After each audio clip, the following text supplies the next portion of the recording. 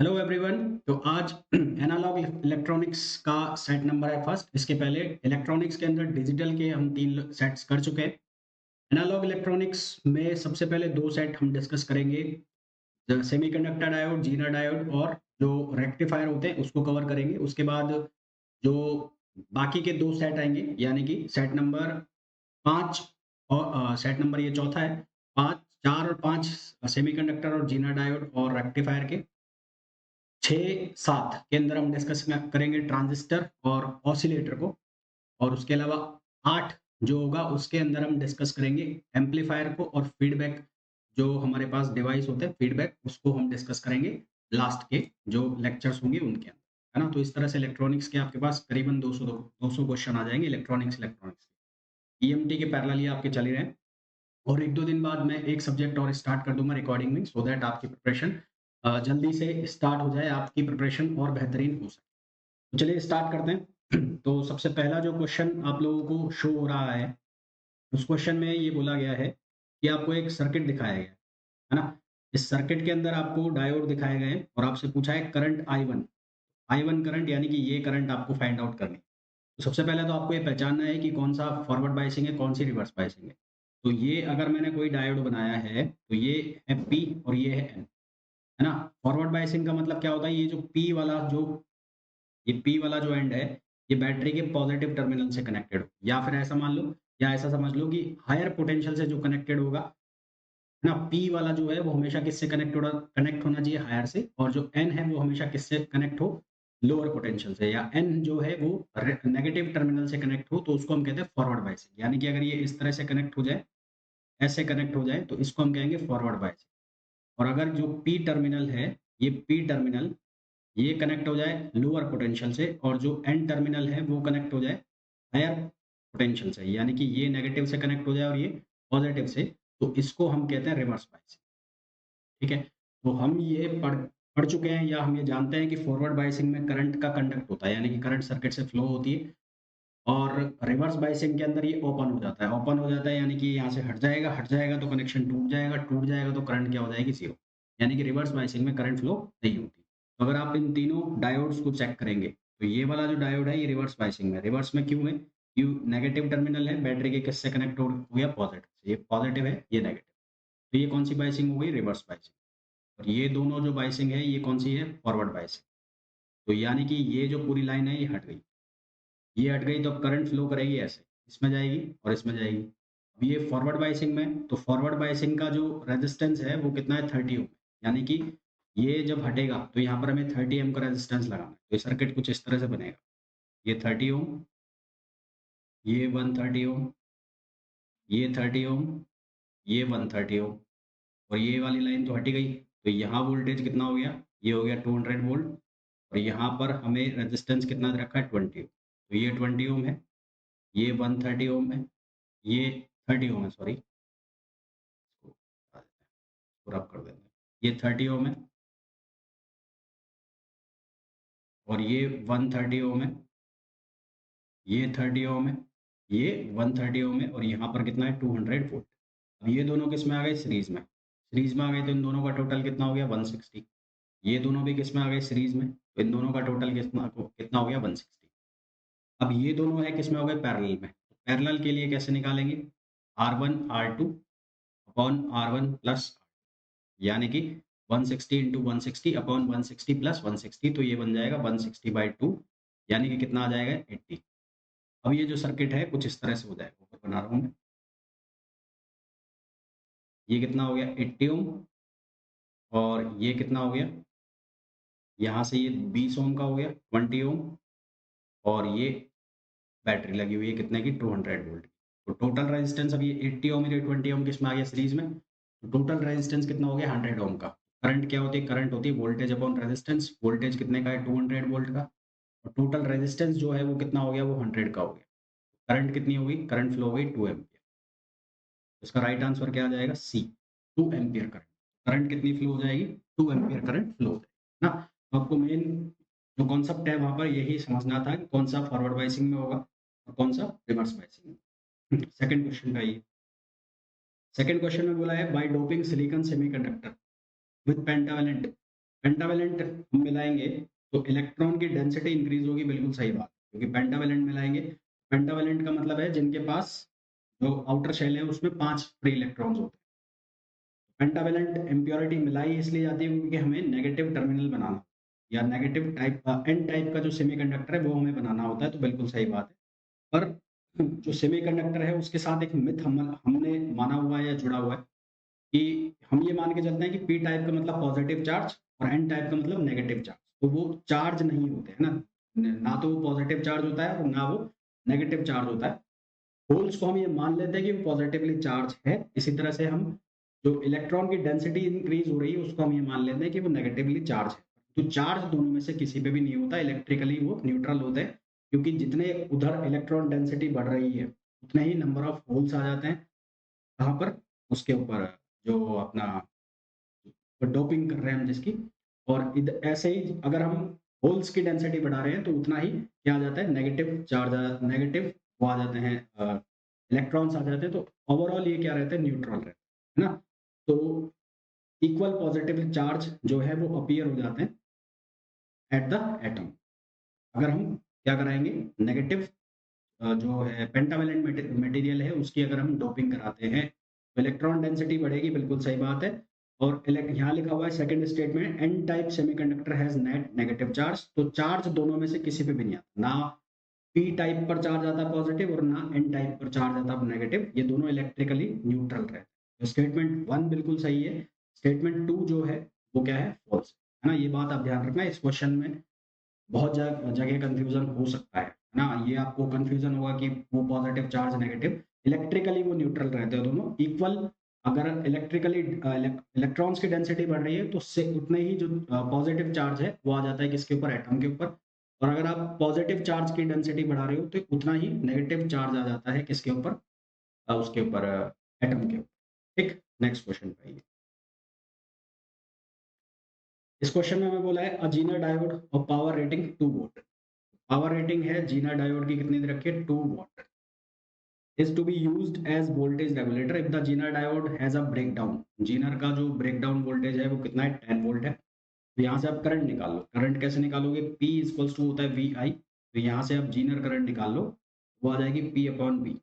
तो आई जेड की जो वैल्यू है, P की वैल्यू कितनी है 2 वॉट और ये कितना है 10, तो यहाँ से ये करंट आ गई, जीनर करंट कितनी 0.2 वोल्ट, ये जीनर करंट की वैल्यू आ गई।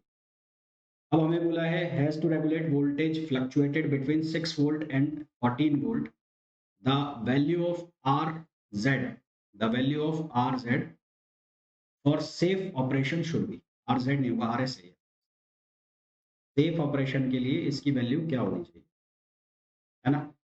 तो ये सर्किट बना लो, ये वाला, ये अनरेगुलेटेड वोल्टेज जो है तो ये कहाँ से कहाँ तक के लिए वोल्टेज फ्लक्चुएट को रेगुलेट कर रहा है, 6 वोल्ट से और कहाँ तक 14 वोल्ट, है ना। और ब्रेकडाउन वोल्टेज कितना है इसका, ब्रेकडाउन वोल्टेज है 10 वोल्ट, तो ये 10 वोल्ट, और यहाँ जो वोल्टेज वेरी हो सकती है वो 6 वोल्ट से लेकर कहाँ तक हो सकती है, 14 वोल्ट।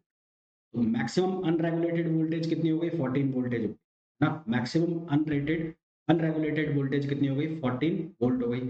तो अब अगर हम इसके थ्रू करंट निकालें, यहाँ से हम किसकी वैल्यू निकालना चाहे, हम करंट की वैल्यू निकालना चाहे इस सर्किट से, तो यहाँ करंट कितनी फ्लो होगी, आई जेड करंट फ्लो होगी, तो यहाँ आर एस की जो वैल्यू है वो कितनी निकलेगी, मैक्सिमम ले लो, मैक्सिमम अनरेगुलेटेड वोल्टेज कितनी हो जाएगी 14, और जीनर की जो वोल्टेज है वो कितनी है 10 है, और यहाँ करंट कितनी हो गई, क्योंकि यहाँ कोई लोड तो है नहीं, तो जितनी करंट जीनर में होगी उतनी यहाँ होगी, जीनर में करंट कितनी है 0.2, 0.2, तो यहाँ कितना आएगा 4/0.2, तो यहाँ से सॉल्व करोगे तो कितना आंसर आ जाएगा 20, कितना आंसर आ जाएगा 20, तो correct answer will be 20।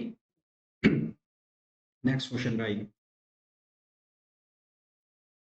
For the given circuit the power across Zener diode is, इस सर्किट के लिए जीनर डायोड के अक्रॉस पावर निकालना है। पावर जो होगी जीनर की वो होगी वी जेड और आई जेड। वी जेड की वैल्यू तो आपको गिवन है कितनी है 10 वोल्ट, तो आपको कुल मिलाकर क्या निकालना है, आपको आई जेड निकालना है।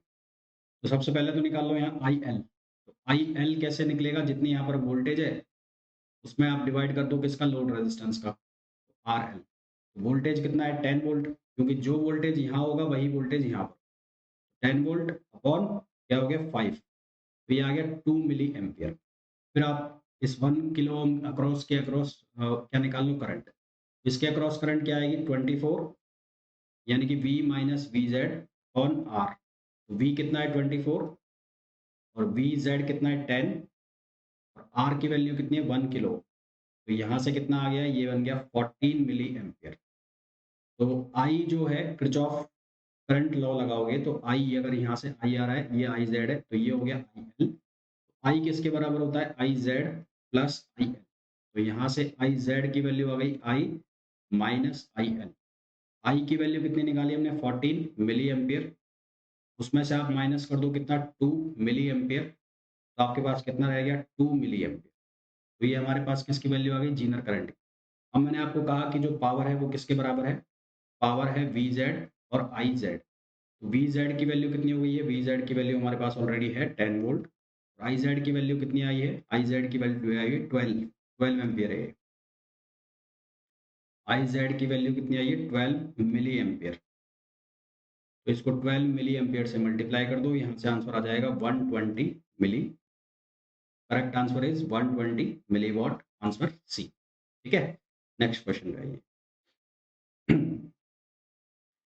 This question says that in a semiconductor, the number density of intrinsic charge carriers, intrinsic charge carrier की density दे रखी है 27 डिग्री सेंटीग्रेड पर 1.5 इंटू 10 पावर माइनस 10 पावर 16 पर मीटर क्यूब, यानी कि एन आई की हमें वैल्यू दी है 1.5 इंटू 10 पावर 16 पर meter cube. If the semiconductor is doped with impurity atom, the hole density increases to 4.5 into 10 power 22। Hole की जो डेंसिटी है वो दी है 4.5 इंटू 10 पावर 22 पर मीटर क्यूब। इलेक्ट्रॉन डेंसिटी निकालनी, तो हमारे पास क्या फॉर्मूला होता है, N E N H equals to N I square. N E जो है वो किसके बराबर हो जाएगा, N I square on N H. Calculation करनी है यहाँ तो 1.5 इंटू 10 पावर 16 का आपने करना है स्क्वायर और उसको डिवाइड करना है NH से। NH की वैल्यू कितनी है 4.5 इंटू 10 पावर 22।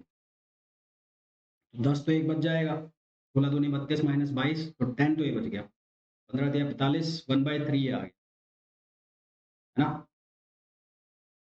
तो 19 पे ले जाना है आंसर, 9 आएगा यार।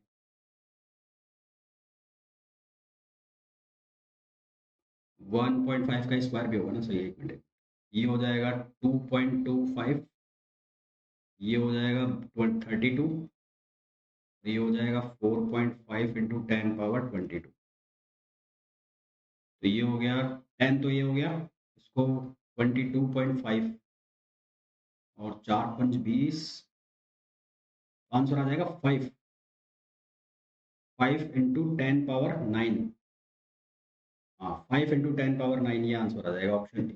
एक बार क्रॉस चेक और कर लेना है इसको, 5 इंटू 10 पावर 9 आ रहा है क्या, इसको क्रॉस चेक कर लेना एक बार आंसर को, नहीं आंसर आना यही चाहिए मेरे साथ। नेक्स्ट क्वेश्चन पे आओ। This question says that in a given circuit diagram, a 5 volt Zener diode along with a series resistance is connected. 5 volt का जीनर डायोड है, इसकी जो वोल्टेज है 5 वोल्ट है और सीरीज रेजिस्टेंस जो है कनेक्टेड अक्रॉस 50 वोल्ट। यहाँ पर ये सीरीज रेजिस्टेंस है ये वाला। The minimum value of the resistance required if the maximum Zener current is 90 milliampere. Maximum Zener current I Z की जो वैल्यू है वो मैक्सिमम दे रखी है और वो कितनी है 90 milliampere. Zener current maximum है, इसका मतलब लोड रेजिस्टेंस जो है वो कितना होना चाहिए, इनफाइनाइट। क्योंकि जीनर करंट जो है हमारे पास, जो करंट है ये होती है आई जेड और प्लस आई एल। तो जीनर करंट अगर मैक्सिमम है तो उसके लिए आपको आई एल को क्या करना पड़ेगा, मिनिमम। आई एल को क्या करना पड़ेगा, मिनिमम। आई एल किसके बराबर होता है, Zener voltage upon load resistance. और लोड रेजिस्टेंस अगर मैक्सिमम होगा तो जीनर ये लोड करंट क्या होगी, मिनिमम। तो लोड करंट की वैल्यू मिनिमम करने के लिए आपको आरएल की वैल्यू क्या करनी पड़ेगी, मैक्सिमम करनी पड़ेगी। और ये मैक्सिमम वैल्यू कहाँ तक अप्रोच करेगी, इनफाइनाइट। ठीक है, ये मैक्सिमम वैल्यू कहाँ तक अप्रोच करेगी, इनफाइनाइट तक। तो RL should be infinite for IL should be for minimum value of IL। तो हमारे पास I की जो वैल्यू है वो IZ max प्लस क्या होता है IL मिनिमम। तो IL मिनिमम जो है वो कितना हो जाएगा 0, क्योंकि RL की वैल्यू आपने कितनी कर दी, इनफाइनाइट कर दी। तो उस केस में I की वैल्यू किसके इक्वल हो गई, IZ मैक्स के इक्वल हो। अब आपको क्या निकालना है, resistance, minimum value of resistance, यानी कि R की वैल्यू निकालनी। तो ये R की वैल्यू किसके बराबर हो जाएगी, ये R की वैल्यू हो जाएगी I इक्वल्स टू क्या होता है V, है ना, कितना होगा V I minus V Z, V I minus V Z on resistance R. अब ये दोनों करंट तो इक्वल हो गई, I equals to I Z, और आई जेड की वैल्यू कितनी है 90 milliampere. 90 equals to V, ये कितना है 50 माइनस 5 अपॉन आर।